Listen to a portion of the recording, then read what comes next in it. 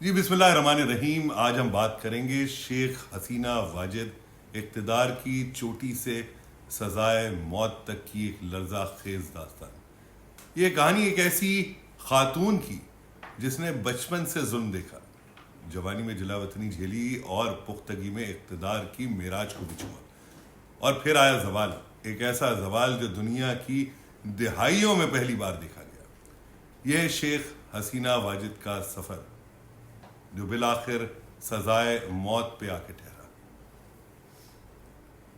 شیخ حسینہ 28 ستمبر 1947 کو ضلع کپالی ٹونگی پاڑا میں پیدا ہوئی. ان کے والد شیخ مجیب الرحمان، جنہیں بنگلہ بندھو کہا جاتا ہے، بنگلہ دیش کے بانی اور پہلے صدر بھی تھے. لیکن ان کے بچپن اور جوانی کسی شاہانہ سکون کا نام نہیں. 15 اگست 1975 کو ایک خونی فوجی بغاوت میں شیخ مجیب الرحمان، ان کی اہلیہ، بیٹے اور پورے گھرانے کو بے دردی سے قتل کر دیا گیا. اس سانحے کے وقت شیخ حسینہ اور ان کی بہن شیخ ریحانہ ملک سے باہر جرمنی میں تھیں. یوں اس خون ریز قیامت سے بچی رہیں.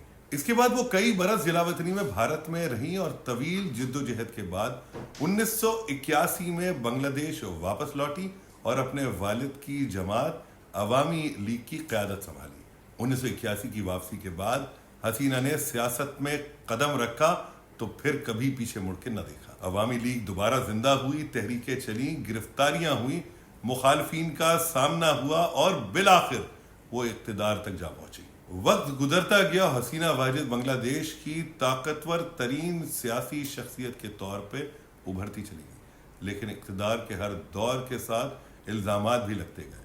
بعض ناقدین نے انہیں سخت گیر حکمران قرار دیا.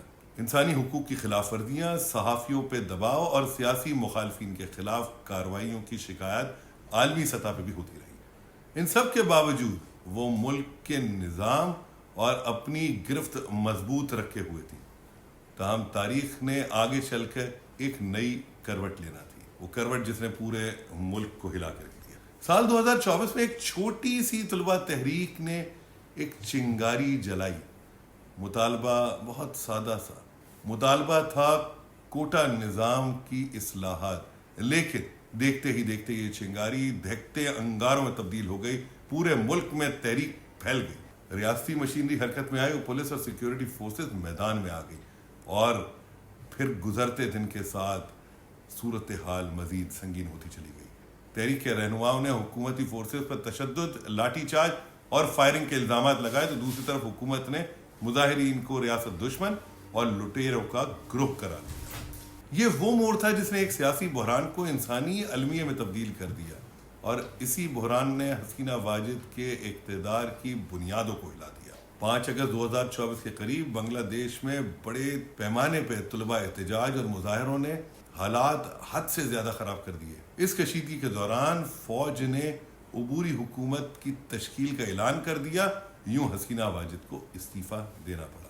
رپورٹ کے مطابق ملک سے فرار ہوئی اور سب سے پہلے بھارت جا پہنچی. بعض ذرائع تو یہ بتاتے ہیں کہ دہلی کے قریب باقاعدہ ایئر فورس بیس پہ اتری تھی، لیکن اس کے بعد بعض اطلاعات یہ بھی ہیں کہ وہ لندن کے لیے وہاں سے روانہ ہو گئی.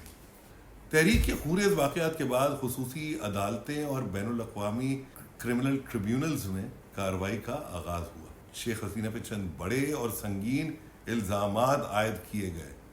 مظاہرین کے قتل عام کی اجازت دینا، عوامی طور پہ مظاہرین کے خلاف نفرت انگیز بیانات، ریاستی طاقت کا غیر مناسب استعمال، حکومت مخالف جلسوں کو طاقت سے کچلنے کا حکم دینا، اور پرامن احتجاج کو باقاعدہ منظم حکمت عملی کے بعد تباہ و برباد کر. طویل عدالتی کارروائیوں کے بعد، جسے حسینہ کے حامیوں نے سیاسی مقدمہ قرار دیا، فیصلہ سنایا گیا، اور 17 نومبر 2025 کو عدالت نے انہیں سزائے موت کا حکم دے دیا.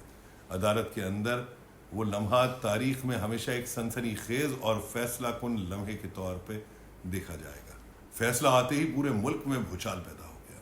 ایک طرف وہ لوگ تھے جنہوں نے جشن منایا اور کہا کہ یہ جبر کے دور کا خاتمہ ہے، تو دوسری طرف وہ ہزاروں لوگ جو آج بھی یہی سمجھتے ہیں کہ حسینہ عوام کی رہنما ہے اور اس فیصلے کو انتقامی کارروائی قرار دے رہے ہیں.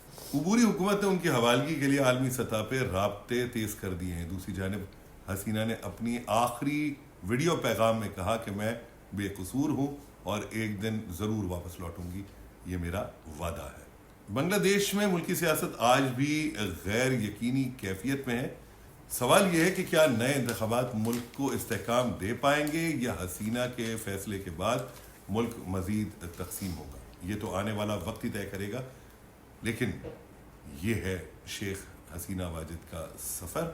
ابتدا ایک ایسے سیاسی خانوادے کی بیٹی کے طور پہ، عروج ایک مقبول بااثر وزیر اعظم کے طور پہ، اور انجام سزائے موت کی صورت میں. یہ کہانی صرف خاتون کی نہیں، یہ بنگلہ دیش کی سیاست، عوام کی طاقت اور تاریخ کے بدلتے ہوئے رخ کی داستان ہے. آپ کو کیا لگتا ہے کہ حسینہ واجد کی حوالگی کیا ممکن ہو پائے گی؟ کمنٹ سیکشن میں اپنے خیالات سے ضرور آگاہ کریں. کاشف شاہ لائف سے جڑے رہیے کیونکہ سیاسی تاریخ کی یہ کہانی ابھی ختم نہیں.